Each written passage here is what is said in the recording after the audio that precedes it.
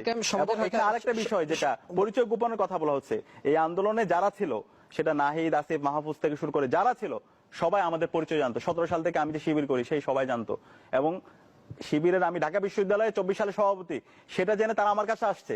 5 June আমাকে প্রথমে Mahfuz, Nahid, আসিফেরা phone দিচ্ছে কি করা যায়। আমরা যেভাবে ডিরেকশন দিয়েছি এবং সেই কোঅর্ডিনেশনের মাধ্যমে কাজগুলো হয়েছে, তারা ব্যক্তি সাদিকের কাছে আসে না, শিবিরের ঢাকা বিশ্ববিদ্যালয়ের সভাপতি হিসাবে আমার কাছে আসছে। এবং এটা আপনাকে বলে রাখি, যখন এই ছাত্র অধিকার পরিষদ হলো, পরবর্তীতে ছাত্র অধিকার পরিষদের বিলুপ্তি, এরপর যখন ক্যাম্পাসে কিছুই নাই, ছাত্র শক্তি গঠন করে, এই গঠন প্রক্রিয়ার সাথে আমরা সরাসরি যুক্ত ছিলাম এবং এটা নিয়ে দফা দফা আমাদের মিটিং হয়েছে।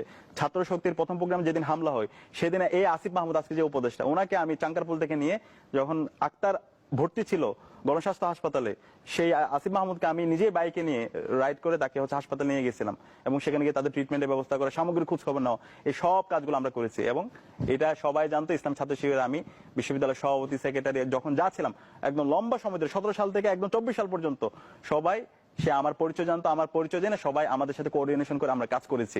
সুতরাং এখানে পরিচয় গোপন লোকন করার কিছু নাই। ওই সময়ে আমাদের বাধ্য হয়ে পাবলিকলি ঘোষণা দিয়ে আমাদের কাজ করার সেই অবস্থাটা ছিল না, যে কারণে আমাদের শিক্ষার্থীদের ছাত্র সংসদে আমরা দাবির সাথে ছিলাম, কিন্তু ঘোষণা দিয়ে সেই অবস্থাটা ছিল না, কারণ আমাদেরকে মেরে ফেলা বৈধ ছিল।